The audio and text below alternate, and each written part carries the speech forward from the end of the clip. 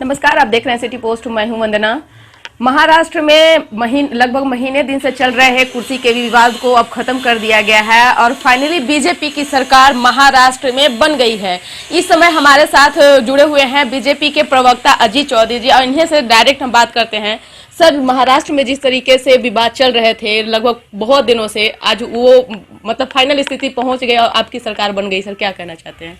देखिए, ये महाराष्ट्र की जनता के लिए और देश के लिए बहुत ही अच्छा हुआ कि एक बार फिर से जो भाजपा के पहले के जो मुख्यमंत्री थे आदरणीय देवेंद्र फडणवीस जी के नेतृत्व में और एनसीपी के अजीत पवार जी के सहयोग से ये सरकार दोबारा बनी है और समय दिया है 30 तारीख तक के लिए गवर्नर ने। मुझे पूरा विश्वास है कि यह सरकार जो है एक स्थिर सरकार होगी और यह सरकार महाराष्ट्र के विकास के लिए लगातार काम करती रहेगी। जिन मुद्दों को, जिन विषयों को पिछली सरकार ने छोड़ा था, उनको फिर से आगे बढ़ाते हुए महाराष्ट्र के विकास के लिए यह सरकार काम करेगी। जिस तरीके से कांग्रेस ने महाराष्ट्र में अपना सारा दम लगा चुका है, एनसीपी से लेकर के शिवसेना से लेकर के अपने खुद की पार्टी को लेकर के, और सारा जाल बिछा चुका था, लेकिन उस जाल में वो खुद फंसते नजर आ रहे हैं। सर, क्या कहेंगे इस पर? देखिए, जो हमारी सहयोगी गठबंधन पार्टी थी, पुरानी हमारा गठबंधन रहा है, सहयोग रहा है शिवसेना के साथ, वो शिवसेना कुर्सी के लालच में अपने नीति और सिद्धांतों को भी भूल गई, छोड़ दी।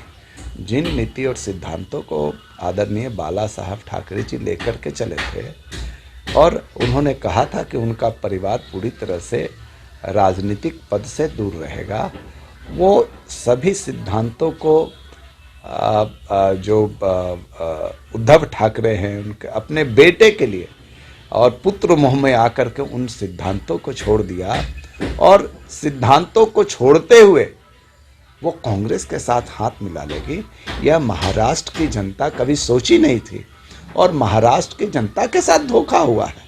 अब सोचिए कि राष्ट्रपति शासन लगा और राष्ट्रपति शासन लगने के बाद कोई ऐसा दिन नहीं, कोई ऐसा समय नहीं जब एनसीपी, कांग्रेस और शिवसेना की मीटिंगें नहीं हो रही थी और लगातार कुछ न कुछ चीज़ें सामने आ रही थी कि उनको वो पद दिया जाएगा, ये डिप्टी सीएम बने। ये हो क्या रहा था? ये बिल्कुल सत्ता का खेल चल रहा था और एक तरह से कौन मलाई और रेवड़ियाँ किसके किसके पास बांटी जाएंगी, इसकी खेल चल रही थी। कौन नेतृत्व करेगा, इसकी खेल चल रही थी। और अगर इतना समय दिया, अगर इनके अंदर सहमति बन जाती थी तो बात पहले ही सरकार बना लेते। लेकिन ये अगर सरकार बन भी जाती तो महाराष्ट्र की जनता के साथ धोखा होता, वो सरकार स्थिर सरकार नहीं होती।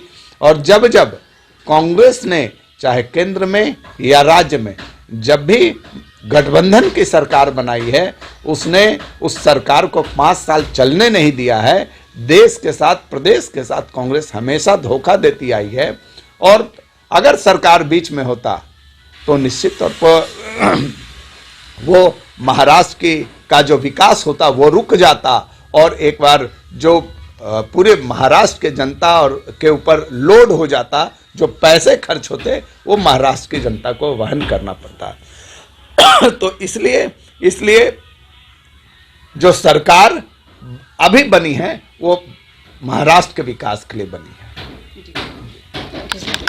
इस खबर में इतना ही। अगर आपको हमारी खबर अच्छी लगे, इसे अपने दोस्तों के साथ शेयर करें, हमारे यूट्यूब चैनल को सब्सक्राइब करें, बेल आइकन जरूर दबा दें ताकि हर बड़ी खबरें आप तक पहुंचे। धन्यवाद।